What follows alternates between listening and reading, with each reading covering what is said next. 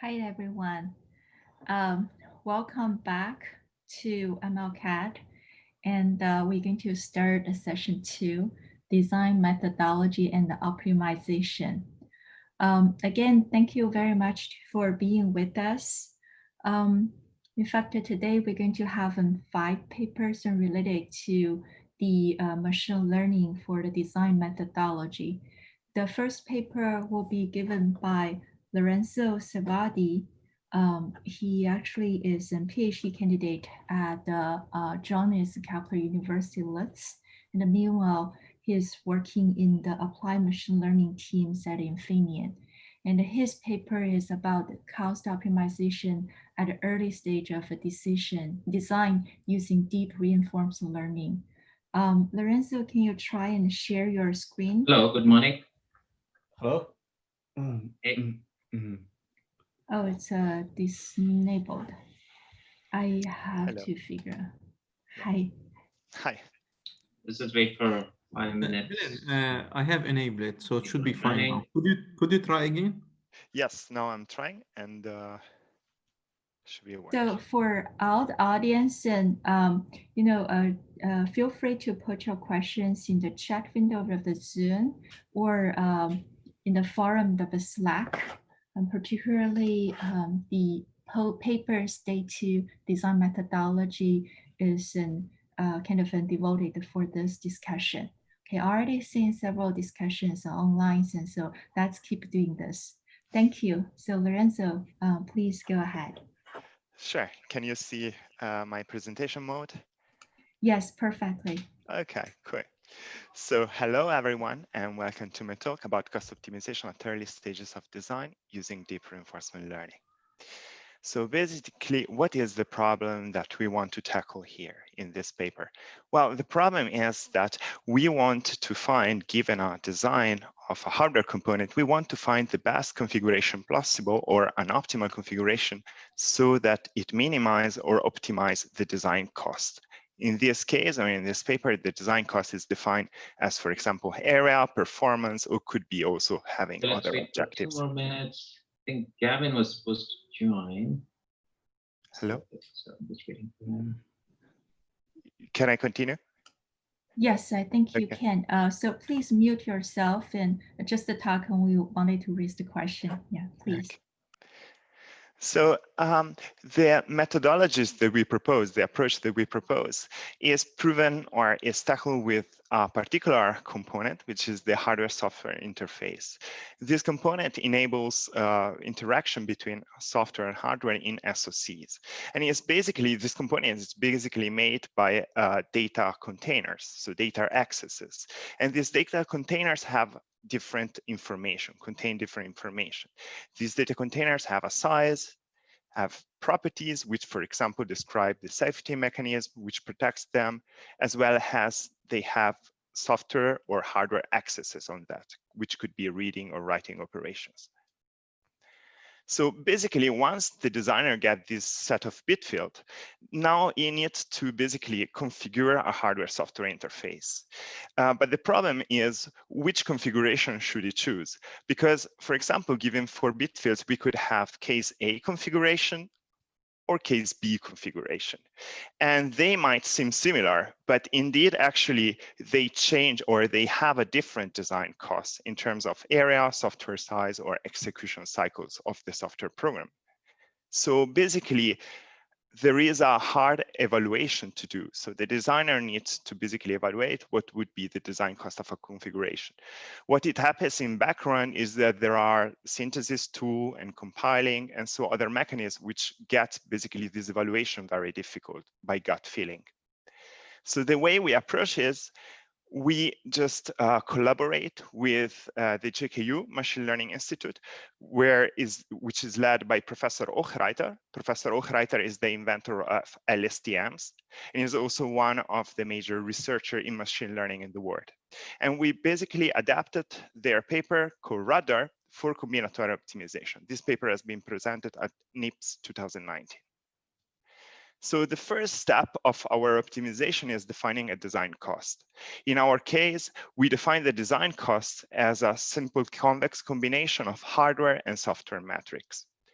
as a second step, once we have the design cost optimization, we want basically to define a mechanism to place these different bit fields in different configurations.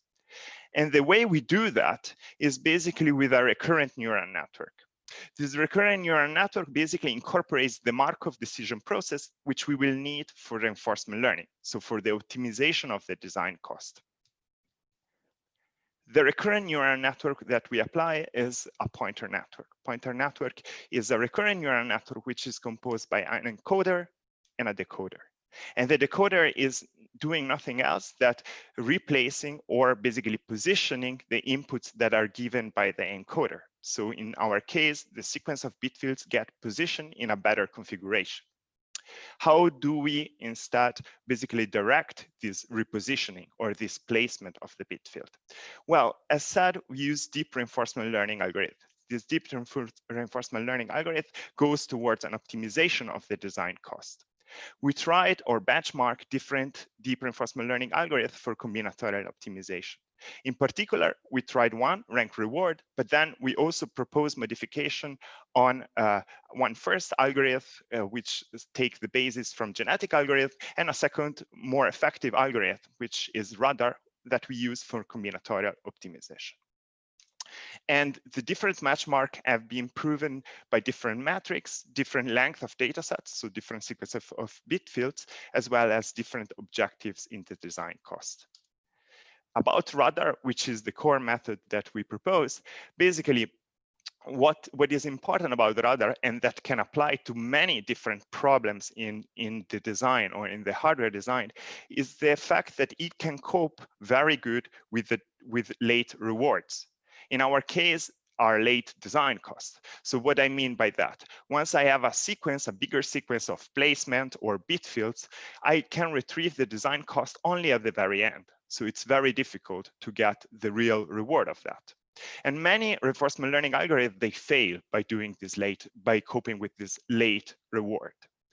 What the radar does is, using some interpretability technique of long short-term memory, is basically redistributing the final reward to all the sequence, to each piece of the sequence of basically the bit fields or the component that we place, so that at every time step we get a reward.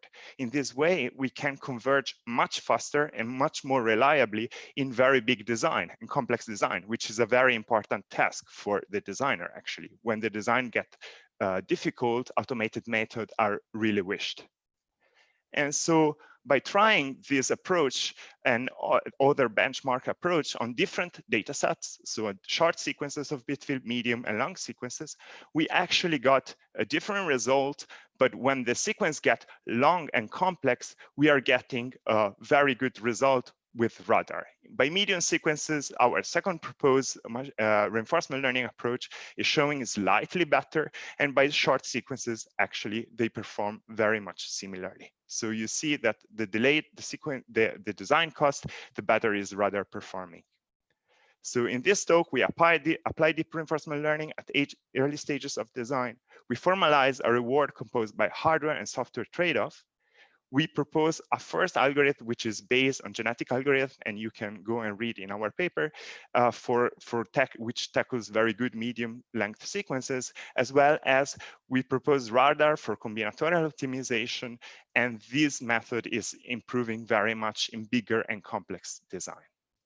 So thank you so much, and if you have a question, I'm happy to answer. Thanks, Luis, and thanks a lot. And if you have any questions, please put on the chat windows or the Slack discussion platforms, and we can continue from there. So there is a question on the Slack. Lorenzo, I'm not so sure you're able to see this. So basically, Eric, he said he couldn't speak right now. So his question is, the Ruder approach for combinational optimization is very interesting to him. The question is, have you looked at where Ruder assigns rewards in the sequence? And if so, does that match with what you'd expect if you would assign a rewards yourself?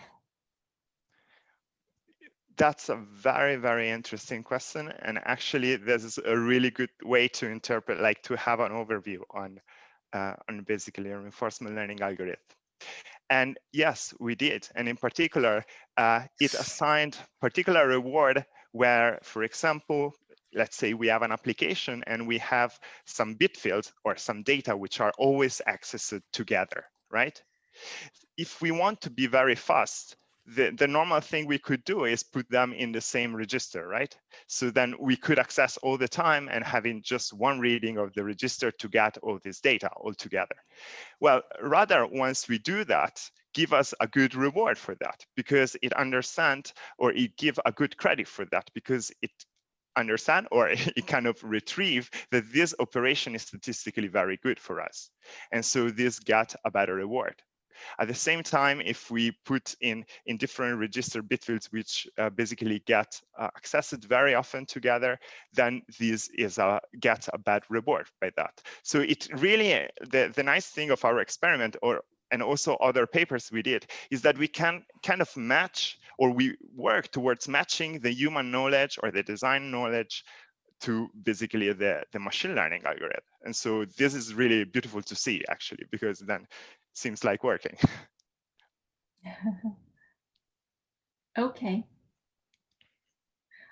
In fact, if you notice in the Slack forums, and there have been some discussions and regarding about the presentation, the video on ACM. So Lorenzo can please share his presentation and on Google Drive. So if you're interested, feel free to get it. Yeah, go ahead.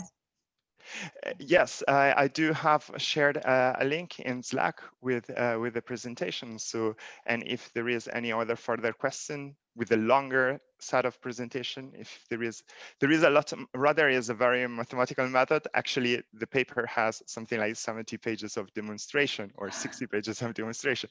So if you have question and you want to read it in detail, it's a good way to communicate about that. It's not super simple.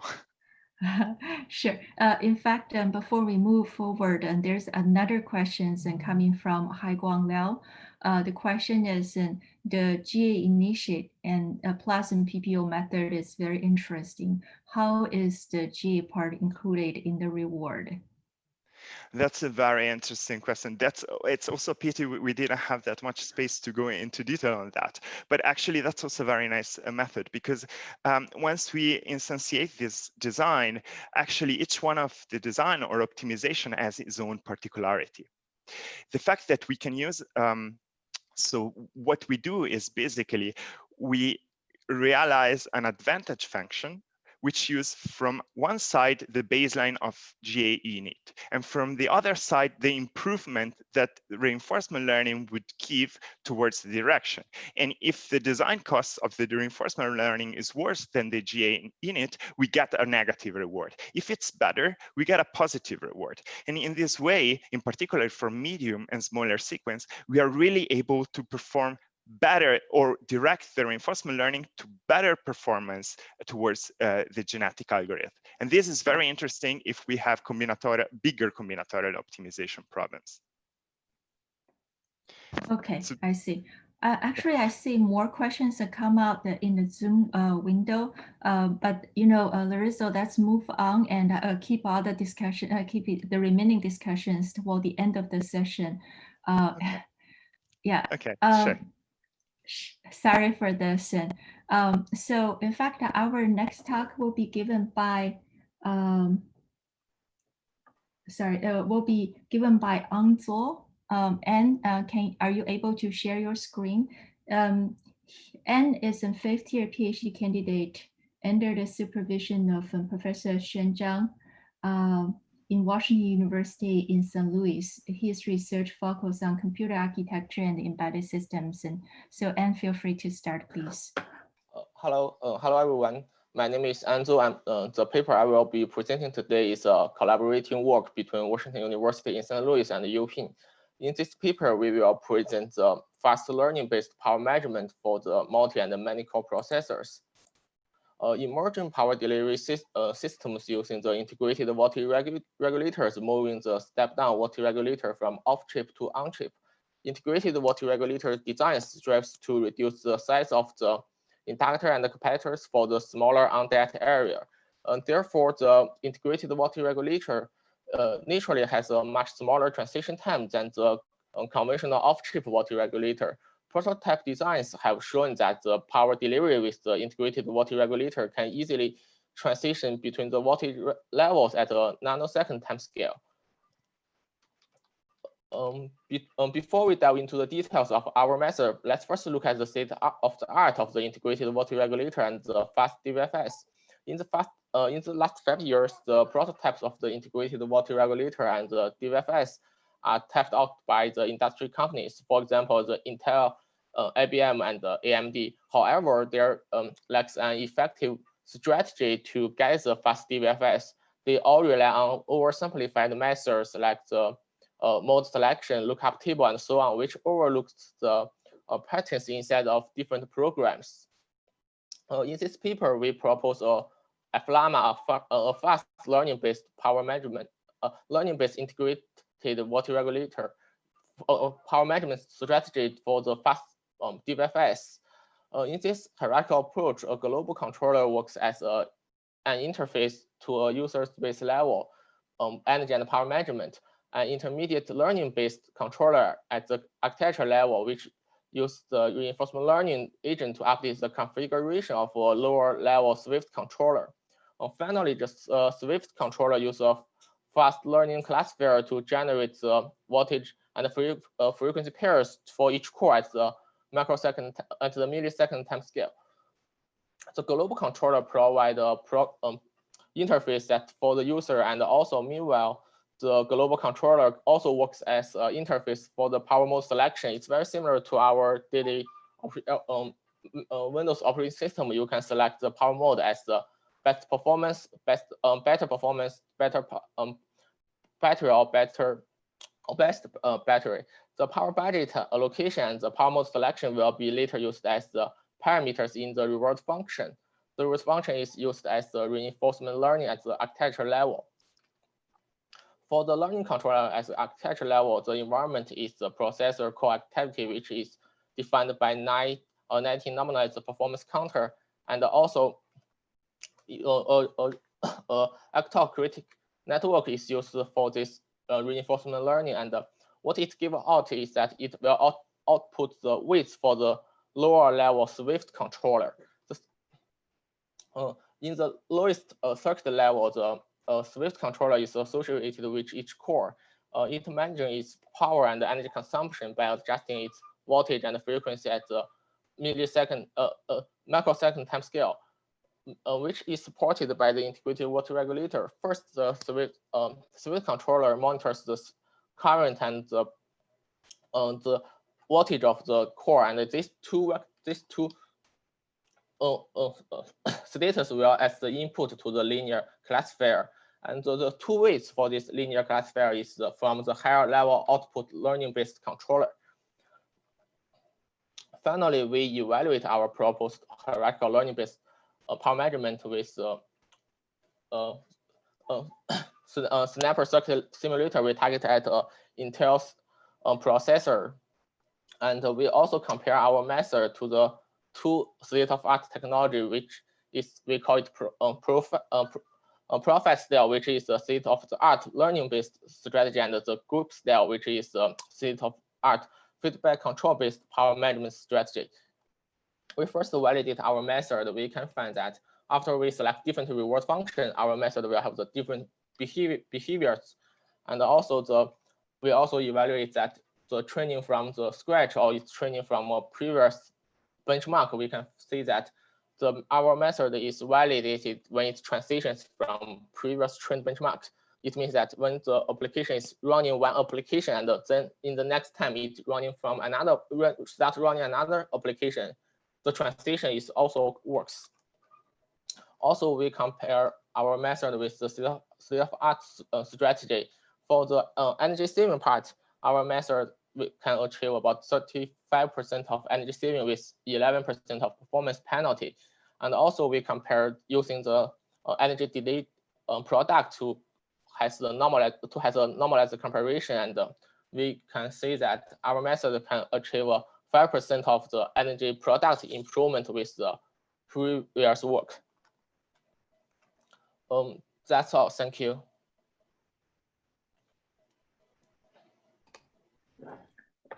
If you have any questions, then feel free just to turn on your microphones and ask or put on the chat window. So, and actually, I have a quick questions and related to your paper.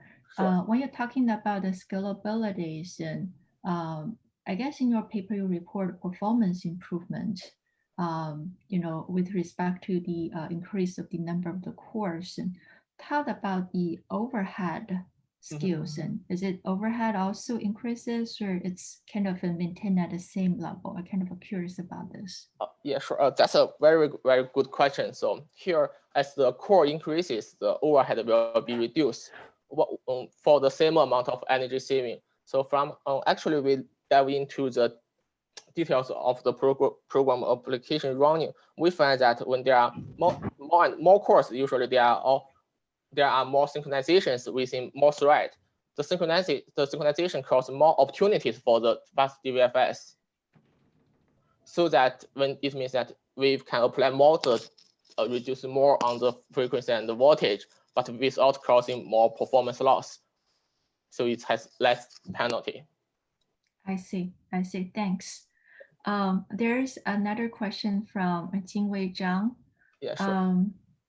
The question is in the Slack forums, and he is saying he's very interested in the workflow diagram, but it's not clear about the relationship between the learning controller and the Swift controller. It seems like there's an action output from the learning controller and another detailed decision, the VF pair. Does that mean that the learning controller is learned and the Swift VF is automatic assigned? Yeah. I think he's correct in most parts. For the learning controller, it's more like it receives the 19% of 19 performance counters. What its output is output the width for the Swift controller. The Swift controller itself works as a linear classifier. The output is the voltage and frequency pairs. So we're using the input width to make the Swift controller that adaptively changes to the program application or the program phases.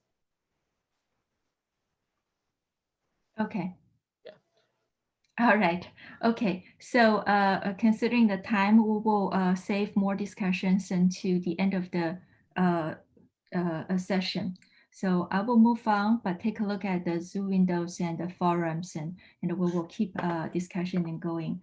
The next talk will be given by Jeff Wu or Zhengfeng Wu. He is a PhD student at the Drexel University under the supervision of Professor Ioannis and Savidis at the ICE lab. So Jeff, are you able to share your screen right now? Yes. Hi, Helen. Could you see my screen?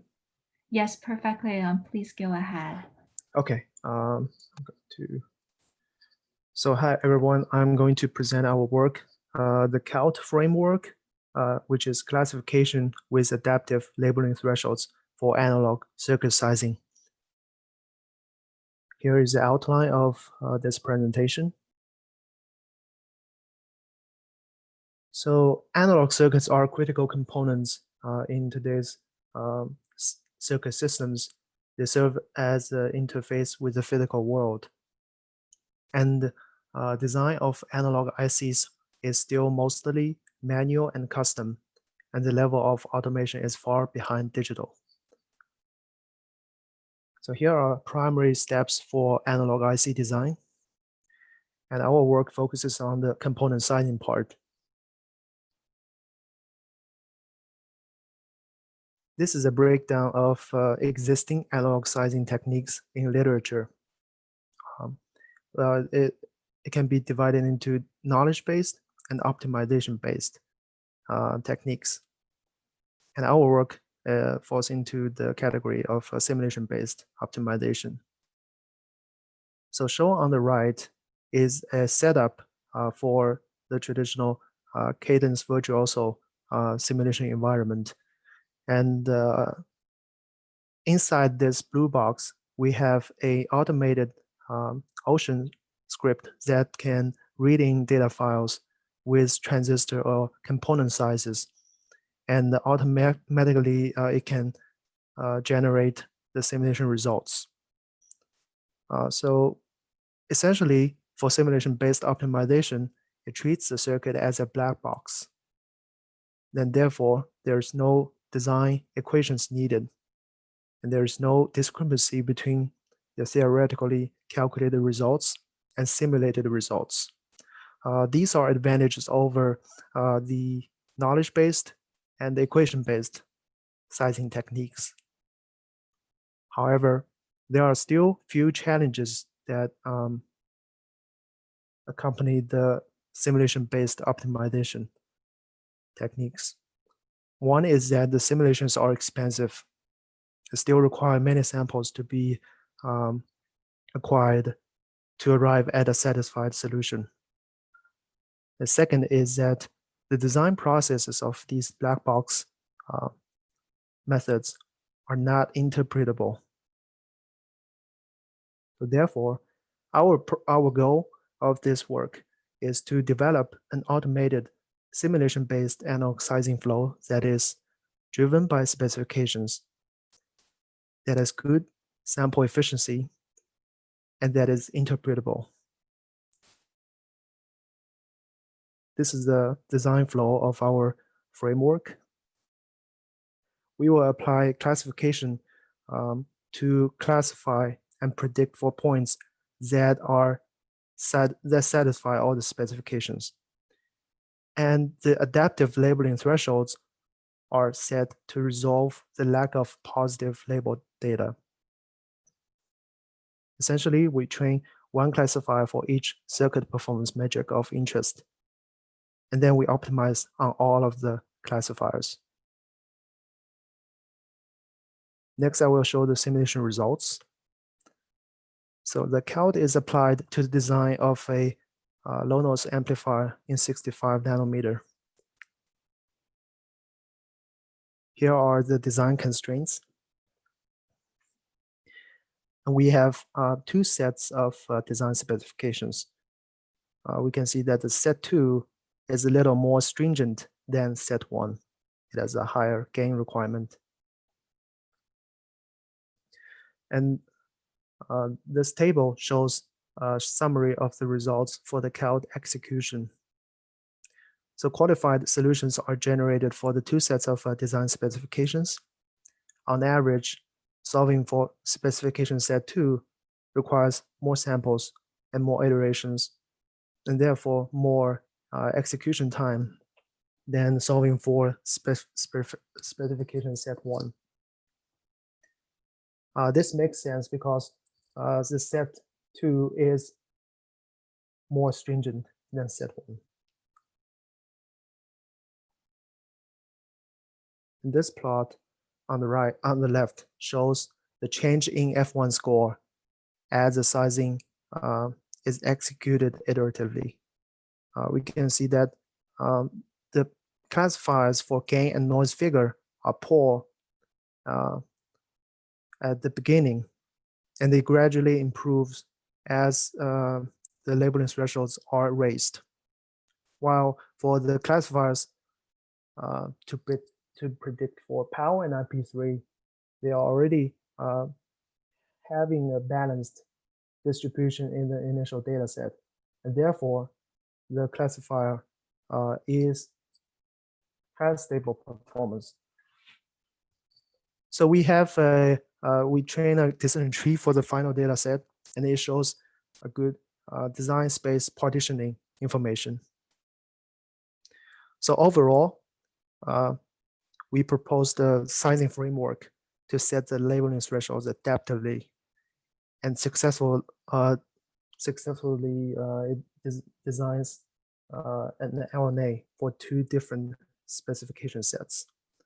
Overall, It is an automated analog circuit sizing framework that is guided by design specifications with enhanced interpretability and good sample efficiency. And thank you.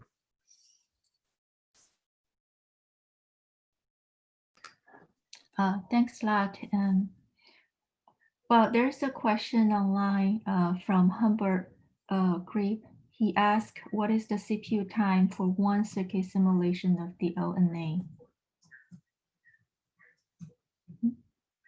So the CPU time, so you mean for the conclusion of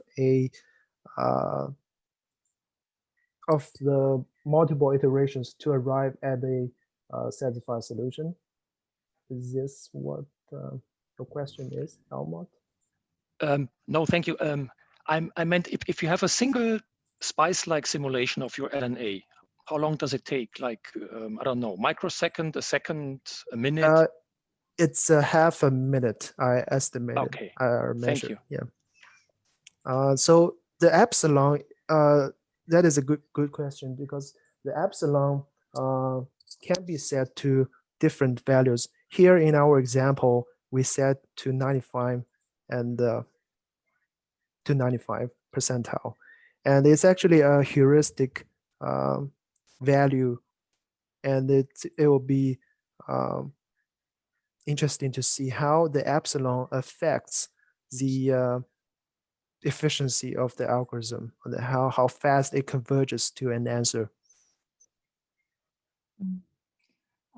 Jeff, actually, I have a question. So perhaps I mentioned this, and I'm curious, like how many simulations and do you have to conduct it in order to converge or make the final design?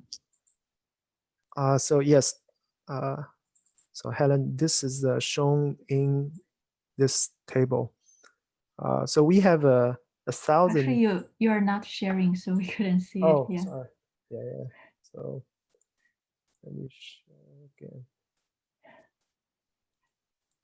This is shown in this table, and we have actually 1,000 samples for the initial data set, and therefore it's a 217 additional points for the minimum, and 287 number of points on average for specification set 1, which is shown here. And then additional like 1,190 points for specification set 2.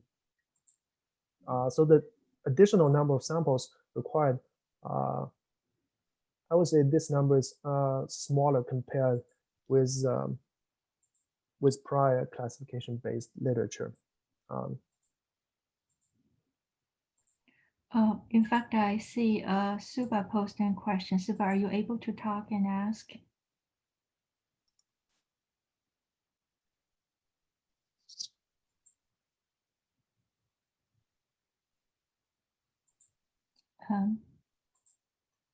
So the question is to generalize this solution, is there a way to know if you have used enough constraints or specifications to calculate the parameters? Yes.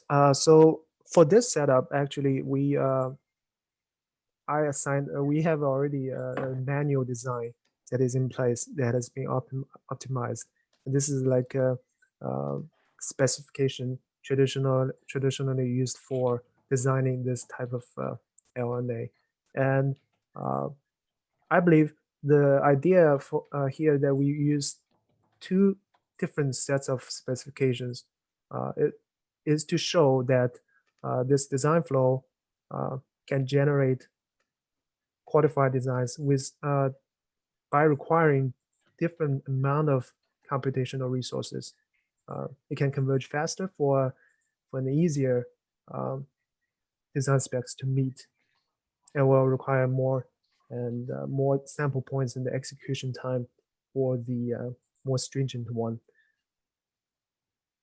And therefore, I think from this point of view, I just wanted to point out that our design flow wants Hello.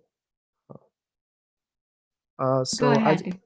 okay, so I just wanted to point out that we want this design flow to be guided by specifications instead of just brute force asking it to just give me the best result that that you have. So this is not really the situation in the common design case. Normally, like even in industry or even like in the like a homework problem, you will want to meet a set of design goals. Like we want to gain larger than 20 dB on a power budget, want the power consumption to be below 10 milliwatt, something like that. So from the list of specifications, we want to go to pursue for the solution, rather than just optimize for the best available. And in that case, because like if you have more than 3 performance metrics to optimize for, the optimization algorithms will be difficult to visualize and understand. There will be multi-dimensional trade-off curves to compare the pair of 2 performance metrics. You have to fix everything else static, and that is hard to just you can't assume the rest of the variables are set optimally just to compare these 2 metrics. Therefore, I think it's better to go from the specification point of view to handle the circuit sizing problem. I hope that answers your question. Very good, very good. Thank you. So again, thanks a lot, Jeff, for your very good presentations. And let's postpone other discussions and later on. Let's move to the fourth presentation today. That will be given by Professor Cunxi Yu. And Professor Yu is an assistant professor in the EC department at the University of Utah. And before that, he was a postdoc at Cornell University, and he received the PhD degree at the University Massachusetts and Amherst in 2017. So Professor Yu, are you able to share? Sure, yeah. Okay, so, can you guys see my screen? Yes. Okay. Can you have in full screen mode? Sure. So the reason I actually will ask just let my computer manipulate myself for the next 5 minutes, because somehow actually have a recording, as you can see. So but after 5 minutes, I will take over the question by myself. So somehow yeah. So but yeah, sure. I have all the. Hello everyone, this is Quincy from University of Utah. I'm going to present our work in applying machine. Oh, sorry. Machine learning for EDA, specifically leveraging LSTMs and transfer learning for exploring design flows for synthesis. This is work done with collaboration with Dr. Wang Zhou from IBM TG Watson. Recently, we have seen many works that leverage machine learning techniques to improve and accelerate the design exploration process. There are 2 main trends in this direction. The first one is based on training a machine learning model with static dataset, such that the model can be used to forecast unseen design flows without actually running the design flow in the EDA system for a given design. In this case, the model is basically used as a more fine-grained and accurate forecast functions compared to the original estimation functions built inside the EDA system. The other direction is applying reinforcement learning into the design exploration process. The nice thing about applying reinforcement learning is that it does not require static dataset at the beginning of the training phase, and the model can be adapted to different technologies or different designs without further engineering efforts on modeling or feature extraction. Unfortunately, due to the extremely time-consuming process of each design flow iteration, it is impossible for a large design such as the examples we tested in this work to run reinforcement learning. Similarly, limitations are valid for the first option as well, because preparing a large amount of dataset, static dataset, can be very time-consuming due to the same reasons.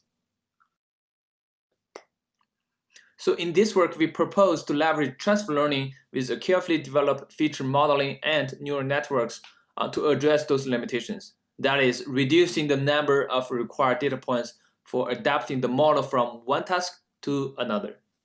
As shown in this figure, our target is to reuse the model that is trained based on 40 nanometer dataset such that the model can be adapted to a new technology such as 7 nanometer with less than 100 data points. The main intuition is that we believe, although the QR distribution can be different between different technologies, there are still common knowledge or behaviors between flow and QRs.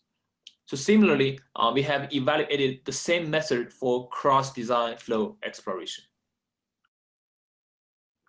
Specifically, we have implemented and tested two different transfer learning strategies. The first one only used the new data points to update the fully connected layers. So similarly, for the second approach, we start from the pre-trained weights with 40 nanometer dataset, but we update all the trainable parameters of the entire model. More details about the feature extraction, modeling, and transfer learning setups, please check out the full presentation and the paper.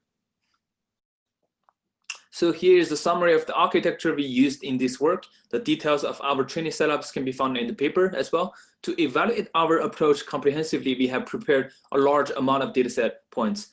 Specifically, we have collected over 400K data points with 12 different designs and 3 different technologies.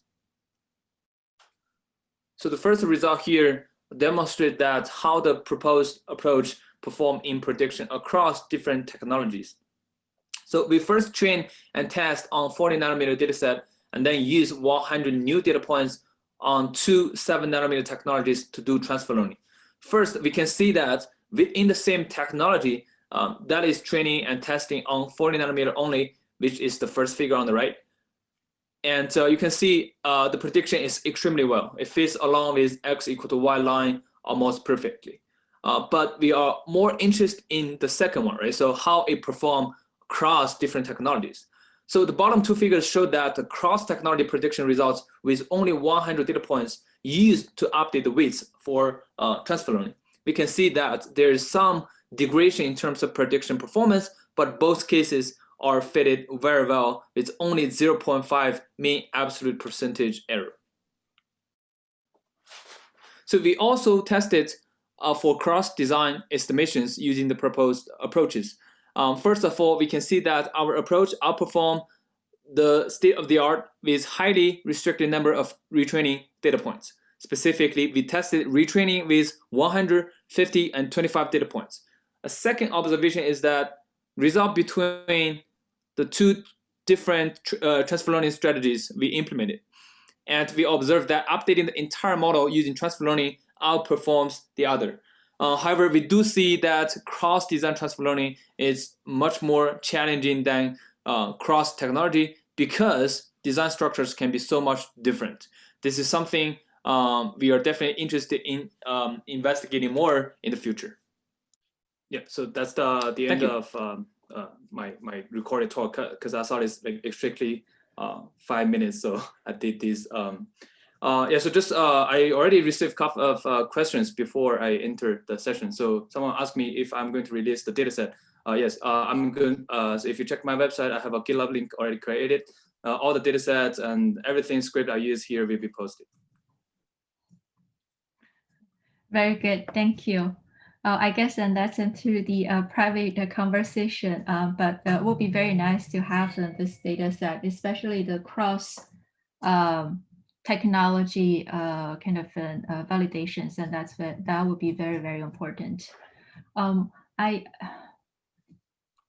didn't see any questions at the moment, but I do have small questions. So there are some questions, so that goes to our audience first. And from Volkan Esen, he asked, technologies and though being in the same node have multiple flavors, did you see an impact here? Yeah, I actually have the same question, yeah. Exactly, so as you can see in the paper, we, for the transfer learning evaluation, we tested 2 7 nanometer different, one is low power and the other one is high performance.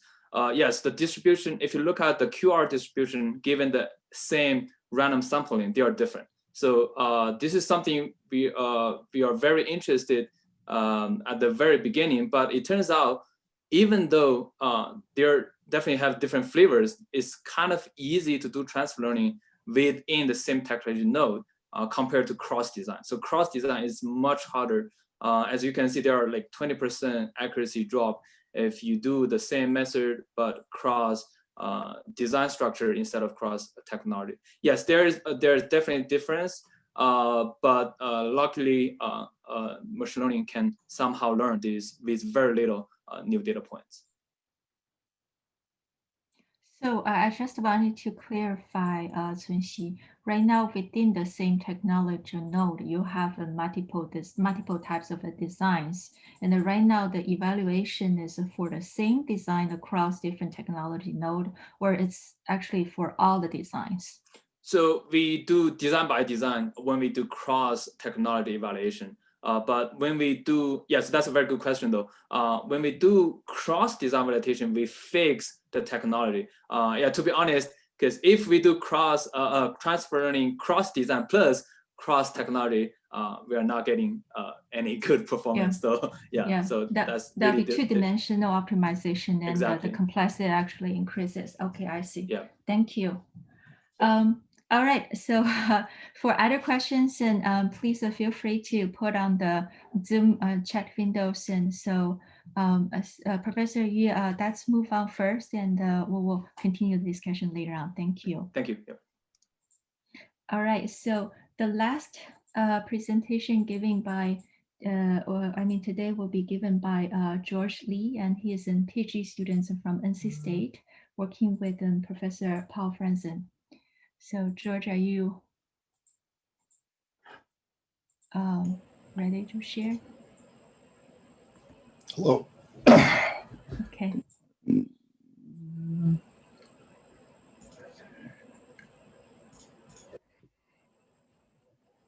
Hello, can you see this? Yes, we can see that. Yeah, thank you. Okay, hello.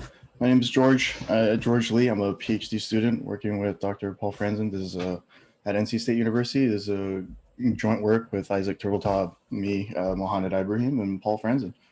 And the title of our work is Application of Quantum Machine Learning to VLSI Placement.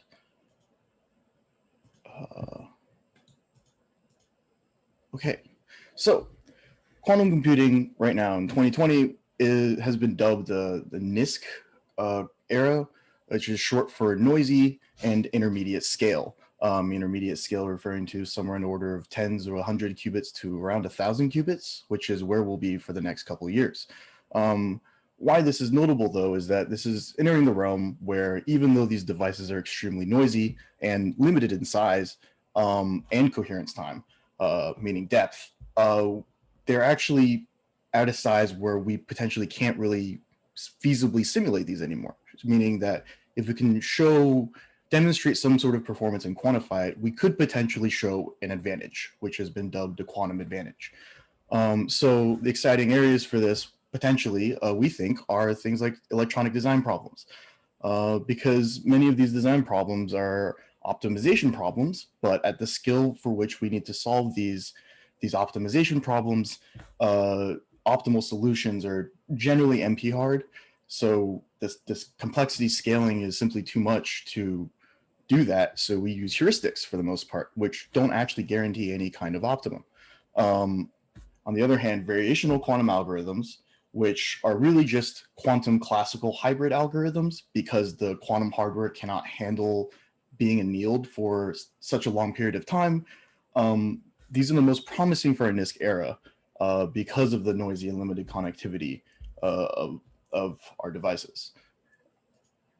So this ties us into where we think quantum machine learning is a useful tool, where with these variational algorithms, we can have a quantum computer generate and analyze these states to give us energy estimations. And these energy estimations can then be fed into a classical optimizer, which could be a machine learning optimizer, to then navigate this energy landscape within the Hilbert space to then modify the parameters to feed back into our quantum system to once again do the energy estimations, because it's leveraging the superposition and quantum parallelism available by doing those calculations. within a quantum system instead of on a classical system. Then this ties us into the actual specific solver that we used, the variational quantum eigensolver, VQE, which is it's a hybrid algorithm. It's a variational algorithm. And the objective is to find the state with the minimum energy. And what we do is we have these optimizing parameters, theta, which determine what our starting quantum state or our wave function will be. We then, with a predetermined Hamiltonian, which gives us the electronic configuration, the quantum system can effectively give us an energy estimation associated with some kind of output, which is sort of random because of the nature of a quantum wave function being generated, put into superposition state, then collapsed to measure it. And so the cost function then gives us the weighted average of the probability of measuring each of these potential outputs. And we think that machine learning with this classical optimizer could be a useful tool to help improve our results. And then from here, VQE we think is a really good useful tool for combinational optimization problems such as MinCut. So we used Kernighan-Lin as a classical heuristics-based comparison for some basic results on a sparsely connected toy circuit example. Here we have our example with eight facilities, eight nodes, and with VQE, we basically create an array of 8 qubits, and each qubit corresponds to a node, and these edges correspond to entangled qubits so that we can embed the structure within our quantum circuit. Then, upon finishing the quantum calculations, we have this vector or array of 8 qubits then turns into a sequence of zeros or ones. And this gives us the coloring or the partitioning of our actual graph. And we see here at a very limited scale with 8 nodes, we can see that VQE gives us the actual minimum energy solution with a balanced min-cut with 2 edges being cut, versus with KL as a heuristic algorithm, it gives us basically the first guess it gives, which has 3 edges and is not the optimal solution. And we think that that's a fairly interesting result, even though it's a very limited, sparsely connected graph. We then applied this to a more densely connected graph to basically try and see what would happen. This is basically with no prior knowledge of what the solution would be. We didn't optimize our actual parameters starting with any kind of predetermined like advantage. We sort of just ran it through, and we found that within our system, it takes much longer to converge, and we had a very low probability of finding our optimal answer, meaning that the optimization process is basically, we think, not good enough to deal with the energy landscape that this densely connected graph creates.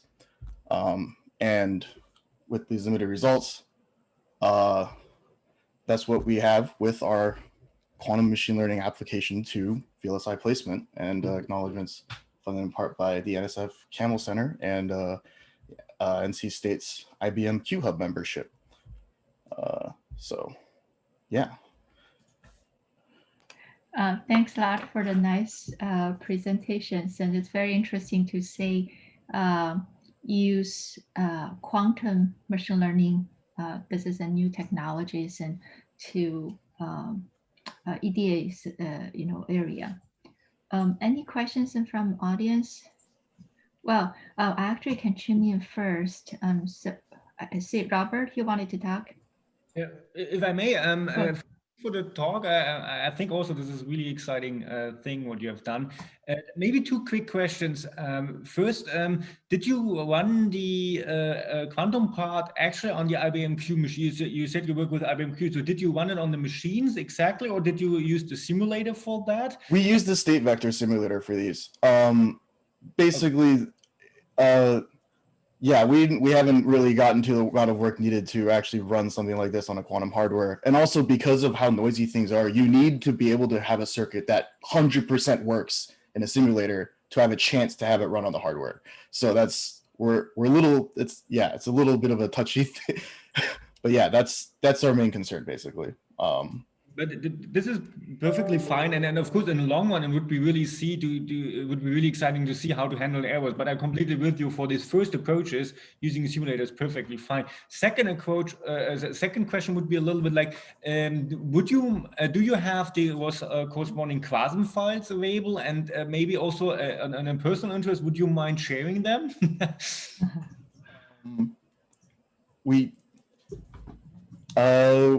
I would have to talk to other people in our group to do that, but yes, we it's not necessarily Chasm files, but it's Qiskit Terra, so it's like IBM's Qiskit sort of circuit level coding stuff for the most part. Okay. Yeah. I guess maybe I would be highly interested in that, actually. Okay. Thank you. All right, thank you. I just wanted to see that Robert, and perhaps the next step to check is Paul. All right, thank you all for the very nice presentation and discussions. And so as an original plan, we're going to have a short panel discussions and to complete and finish all the previous questions. And also, if you have more questions to our presenters, and feel free to post or turn on your audios to ask. In fact, we have several leftovers. And first of all, Lorenzo, there have been questions about the slides in page 7, figure 3. It's very specific. The concern is with the late reward issues. And can you explain a little bit more on how you deal with the late reward issue in your project? Yes, absolutely. I can do that. Maybe should I share shortly the slide we are talking about? I guess would be this one. And so, yes, so basically the slides we are talking about is exemplified in a very short manner, basically the outcome of radar. And so the idea there is that there is a complex process to basically train radar, but it's a very so once the data are available, it's actually very applicable to several problems. And so basically first the reward comes at the very end, in particular in many design combinatorial problem in hardware design. So what we do at the first is we train an LSTM to predict the reward. Once the LSTM is trained for predicting the reward, then we can, having an interpretability technique, which is called differences in prediction, but also other interpretability technique like different integrated gradients and other technique would work.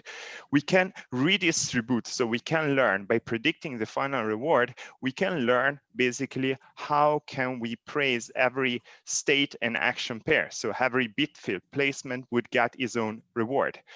And that happens once we apply this interpretability technique after we train the LSTM for predicting the final reward. In the paper, and in particular in the slides, there are more explanation about that, and also in the radar paper. But basically the top key message here is really learning to predict the final reward, and then through this interpretability technique, it's possible to basically give to each one of the bit field placement is small reward and then converge faster. I see. Thanks very much. No problem. Great. There's another question, if you can see, is in regarding about the data set. Are they synthetic? Did the number come from real design processes, or again, would that be possible to share the data set as well? So, let me answer you first on the first questions, and which is absolutely not. Like, we are using real design here. We are using because we are an industry, so we are really using application with then go to the final product. About the release of the data set, I cannot answer on that. And this is some question that we could, which I can talk about, but I cannot answer on that. But for sure, like the data that we use are out of our design flow and out of our industrial design. For the next question, we can like continue then and see about that. Mm-hmm. It's very clear, based on the discussion today, some people are very interested to obtain more data set so that be able to kind of extend the research study, especially the data from real designs that are very precious. Yes, sure. What I wanted just to remark is radar is a very powerful technique that once it's triggered for combinatorial optimization could attach different problems, of course. Sure. So in fact, there's another question from Mark Zheng at media. He was asking to Jeff if you're still around. He's asking Jeff, and how is the approach compared to Bayesian optimization and also a SMAC? Hi. Yes. So this is also a good question because I was thinking of Bayesian optimization. When I look at Bayesian optimization, I think it's the major disadvantage is that its processes are not interpretable. It's basically a regression-based optimization, and the convergence of it is not guaranteed. Mm. And Bayesian optimization has pretty good sample efficiency. But overall, I haven't conducted a full comparison or like run on the same example set to characterize the performance. But I think interpretability is one advantage of our CALT design flow over the Bayesian optimization. And also, I think that's the main part that I can think of. So Jeff, actually, I then have a following questions, and I mean, my understanding is a Bayesian approach actually have a better, generally speaking, has some better interpretabilities. And so, what made you believe like your approach is better in this perspective? Could you give kind of a simple explanation or example here? Yes. So I think first of all, the decision tree that we train for the flow, we can actually visualize this design space partitioning information, and the designers can just traverse the tree to see how the design space are partitioned to arrive at answer that falls into that particular region. And the other thing is that we can do a variable importance rankings for the design parameters for each of the circuit performance metrics. I think those advantages mainly come from the tree algorithms themselves. And yeah, I agree. Yeah, go ahead. Yeah, so I think the CALT framework is more on a meta optimization. It's using the single classifiers as the functions to optimize, and then the optimization algorithm itself is a genetic algorithm in the NSGA2. So we're now using advanced optimizations algorithms. So it's a meta heuristic. So it's like using classifiers as individual functions to optimize. Very nice, and thank you. Yeah, I actually agree with you. In fact, there, in fact, I will move on for more questions. And there's, in fact, another question from Shao Yipeng to Professor Sun-Xi Yu, and ask about what is the input of the model for all kind of design. I know you guys can have some discussion on Slack, but would you mind to share and explain a little bit further? Professor Yu.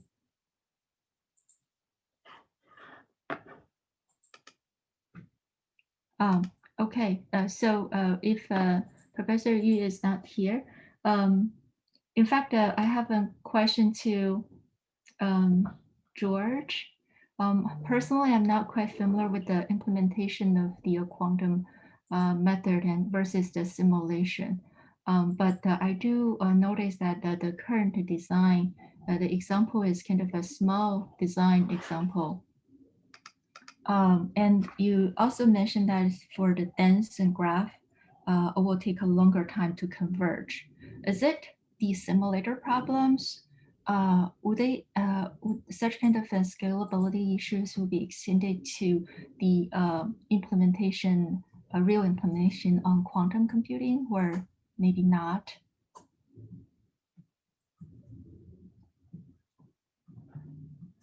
What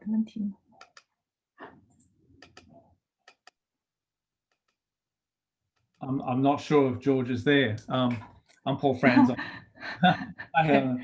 George there.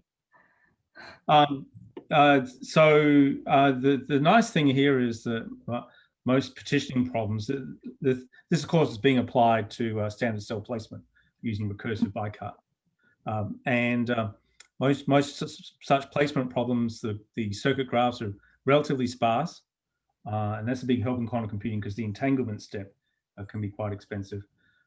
In terms of applying to larger scale machines, we do need what's called a larger quantum volume, which is loosely speaking the product of the number of qubits times the length of time you can operate on them. And then we feel it's likely that we can take some 100 to 1,000 nodes sort of scale of problems and apply them on real quantum machines. And Dr. Lee, if I heard your question right, were you asking about like real hardware versus the simulator? Okay, so yeah, so the simulator, what we actually used, so a quantum computer, like a real hardware, is probabilistic by nature, right? You measure the computer, you get one state out. But this state vector simulator that we use is actually deterministic. It's essentially just a matrix multiplier. You have your state vector, and then the matrix is your, I don't know if you're familiar with quantum computing, but you have some sort of rotation gate, like an RY gate. If you visualize the block sphere, it's rotating at about an angle specified, which the angle is actually the parameter. And if it's an RY gate, you rotate about the Y axis. So we just took a completely deterministic approach, right? And so we're just trying, so these dense graphs give us a really complex energy landscape, and we're just trying to optimize over it. Because when you have an actual quantum computer, you're not going to know the exact energy. Since you can, if you have a million states, you have to measure the quantum computer a lot of times to get the actual energy of each individual state, if that makes sense, because the energy of the state is the probability of it being answered. So we just that's a completely different problem. And since we took a deterministic approach, we know the actual energy of each individual state, and it's just an angle. It's the sine of the theta of the rotation angle. And so that's actually a different approach. Is how do we perform state tomography? How do you reconstruct the energies of the state from the probabilities themselves? That's a completely separate issue in quantum computing, and they're actually using machine learning, Bayesian inference, but that's obviously a completely different issue. We just took the deterministic approach to see if it can be solved at all, and we just assume that later on someone's going to figure out how to reconstruct all the energies of the states so that we can take over from our classical optimizer. Very interesting. Thank you. Thanks a lot for the explanation. Absolutely. Okay. I guess then we really approach the end of the sessions, and in fact today we explore various machine learning technologies, and starting from like the simpler ones like decision trees and to RNN, LSTM. We also talk about the use of the transfer learnings and reinforced learning. I also very happy to learn more about the quantum machine learning methodologies and the design space exploration wide. And we also try a lot of different applications over here, from the front end to like a back end, like a placement, and also from the digital designs and to the analog designs. And it's kind of a very interesting and a broad coverage and of the sessions. Again, I highly encourage we continue these discussions, through our Zoom meetings or afterwards through the Slack setup and forums. And I guess this will be very, very interesting to all the audience. So there, perhaps in a few minutes for the break. Wolf, I will pass the control to you now. Yes, thank you.